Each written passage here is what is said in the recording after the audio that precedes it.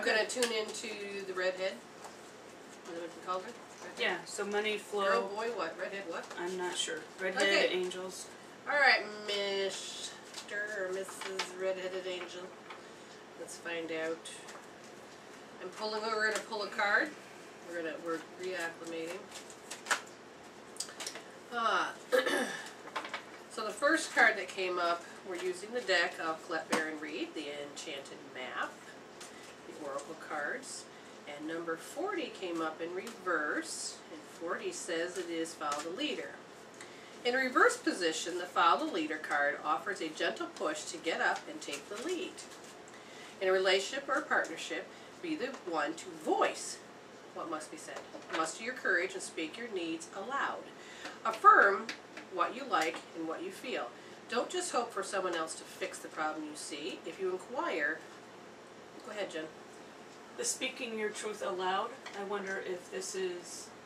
It can be. This is all related to somehow. Okay. If your inquire is about a career or a projection, you must take the initiative to draw up a proper plan. If it's about personal relations, you must clear about your intentions and desires. Boldly begin to discuss how things really are and how to make the situation work for the highest good of all. Do this as soon as possible. You may be pleasantly surprised with results. Okay, so this is related to money issues, and the word stuck is what came up from what Jen had said. And if that's the case, then I'm going to ask your soul, why why are you projecting that as far as money being stuck? Okay, the dreaming state came up, which means not a sleep dream, but an awake dream. Are you able to get your dreams fulfilled? No, because there's a lack of. Okay. Are you able to just dream regardless? No, because that's ridiculous. So there's a problem with the dreaming state, which means that the freedom to use your imagination, pretend, was it stifled was the question that I would have to say. Let's see what else. Jen, I'm supposed to pass it on to you for a minute. Okay, so in my tarot deck I got the 7 of Wands, which is courage. So it's about Taking your courage. The warrior energy to cut into and see the truth about your fears and dark sides, to cut them out and to exorcise them. It's about the strength and courage. Now, you didn't say exercise. I didn't say exercise like going to a gym. I said exorcise. Meaning? As in free, and the fears, to actually remove them, to release them out. Create closure, get them gone. And face them down. And I feel like maybe that's it, to having the courage to look at them. And, okay, so all of a sudden now I'm going into my story of what had happened with my student loans. Okay. And this takes a lot of courage for me to even articulate on a show like this that I had let them go into default status because of where I was, money, career, whatever was, that my focus was just not on working with them. And I needed the courage to face that. And I kept avoiding, and I kept avoiding, and I kept avoiding, sticking my head in the sand. It's funny, I heard you say devoiding instead of voiding. Avoiding. Yeah, avoiding. Huh, interesting. That's 3 times I heard it. My former family member that was present in my life at the time said, hey, I'm reading this book and I need to ask you about this. And I didn't want to admit what was going on. She came up with a solution. We worked together, came up with a solution. There's actually programs to help you get back on track, and now I'm back on track with them. But it was the initial step of admitting something was going on and taking the courage to face them down, and that is what is standing in the way of the next card was reward. Is that it does take some courage to go to those dark places that you just want to avoid or devoid.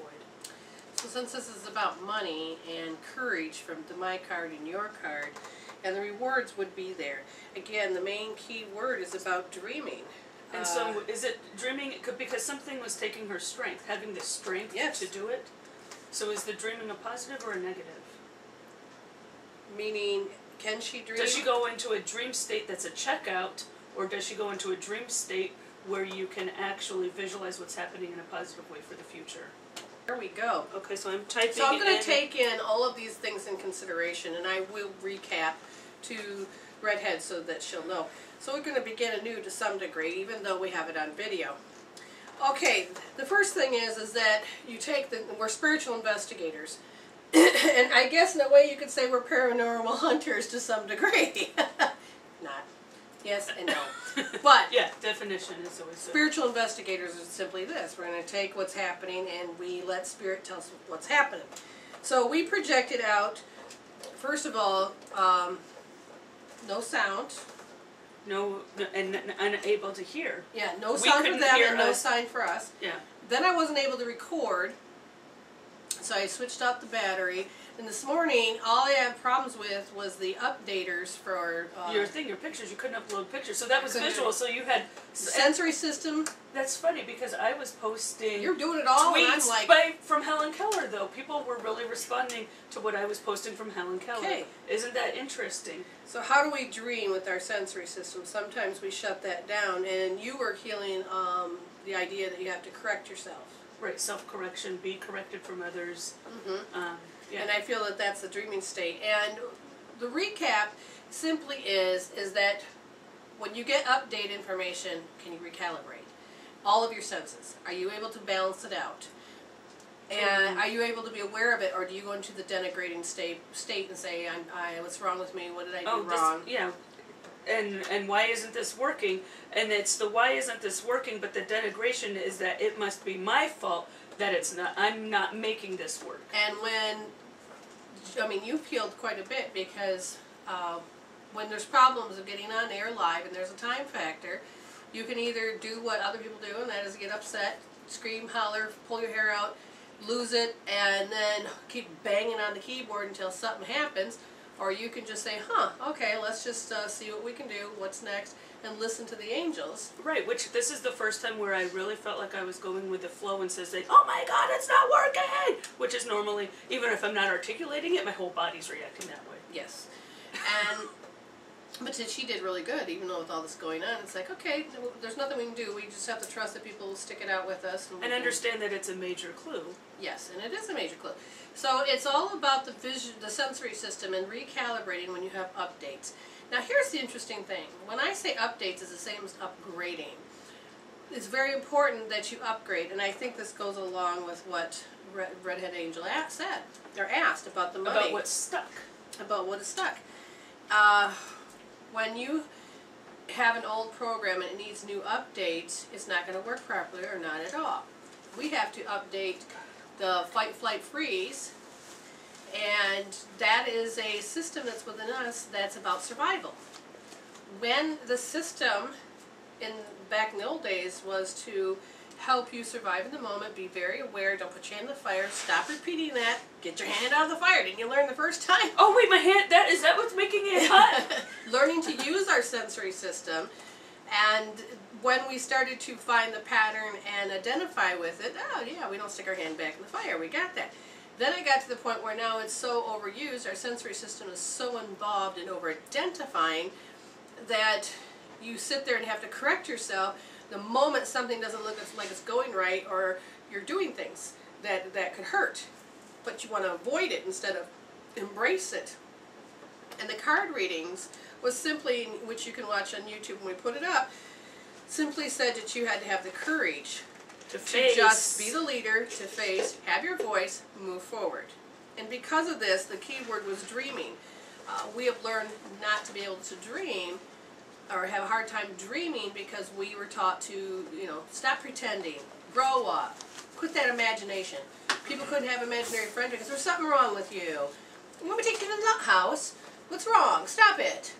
And what it is for this new part of the world is that you have to have this imagination, because your spirit is an imaginary, it's creative, it wants to do this process. Right, how was anything new created? Did somebody just look at it and say, oh, this and this and this? No, they actually said, hey, if I think about this, and this is what's currently going on, maybe if I bring this in, oh, I just use my imagination. Yes, and we do it And all the so time. we don't even realize too. to slow it down, to freeze frame the process to some degree. That's what's actually going on, is using the imagination. Well, just like when we're in the kitchen, how do people make new inventions of food? They use their imagination. How do artwork happen? They use their imagination. Imagination is very important. But what does this have to do with money and being stuck? When your sensory system, which I said in the beginning, you had to learn to work with it. Our eyes were probably bigger, our hands were probably bigger. You know, if I scraped the ground as we walk, who knows? You know, and our noses were huge, and our sensory systems were all huge because we're learning to take in this illusion that we're projecting. And like I said, we this had is to all have old hat now. but we also had to have this strength, the physical strength to engage with that environment, to fend for ourselves and to be able to survive. You needed a certain amount of strength to be able to lift rocks, fight animals, and chop down trees, whatever else that you needed at that point in time. And once you learn how to use that intellect, logical reasoning, sensory system to play with your illusion, over time, like I said, you develop fire. What is it? Well, you got to find out what it isn't first. Oh, don't stick your hand in it. That hurts. No. But if you, but you may have a hand over it going, oh, that's interesting. Look, this is more melted than this. I wonder what's going on. Wait, what are those flames coming off my hand? Ah! Oh. Now, it goes back to a funny story. I was 4 years old, and we had a make-believe. It's a racetrack in our one yard, and the boys would take the old jalopy, and all the kids would pile in, and there was really no seat belts back then. And then you'd go around and around in circles with the car real fast. Yeah. And that's our just cheap way of going to the amusement park. Okay, so as we were doing that, I was like 4 years old, but they had strapped me in, and you know, they only had the seat belts, it didn't have the shoulder harnesses or anything. And I was in the front seat, and all the rest of the kids were in the back, and my brother was driving. And as we going around the curve, I don't know what happened, the door flew open, and I slipped through the seat belt, slid right out, and the car door, the corner of the car door came back, slit my leg. I would never know this. I hear this. But the pants weren't ripped. Okay. Now, they're all saying, "Are you all right? You all right?" And I said, "Yeah, I don't know. I guess I am." And well, get over here, and I couldn't walk. And so then my brother picks me up, puts me on the hot car. I'm like, "Ah, it's hot!" And of course I squealed on that one. Still not knowing my leg is cut open. And they're like, "Oh, you're a big baby." I'm like, now I just want to smack them. Come on, I'm 4 years old. And so then they gave my younger sister, which is no taller than I was, here, carry your sister in the house. So she had to carry me with me in her arms, you know, not over her shoulder, but carry me in her arms. And so as she's walking up to the house, now I looked down at my leg, and I've looked at it. My sister saw what I was looking at, and when she screamed, it had shrilled right through me to the point, oh, I must be in pain. So it's not that it's funny that, oh, caveman put hand in fire, and ooh, what's that? Why is that? Oh, ooh, ow. You know, there's like a delayed reaction, but you don't know to scream. Now, again, the delay of the reaction. Now, let's go 42 years, I think, in the future, and I was at my friend's house, and she was like wanting to know why she's in such fear state, blah, blah, blah, blah. So we're looking on the computer at a few things, and we had taken a break from spiritual investigating, and then all of a sudden, this fear shot through me to the point where I was about ready to have my hair stand on ends. I was going to put my nails in the ceiling and hanging on for dear life like a cartoon.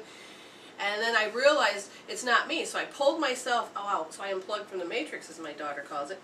And I stood back and I watched her just freak. And I was fully aware what made her jump.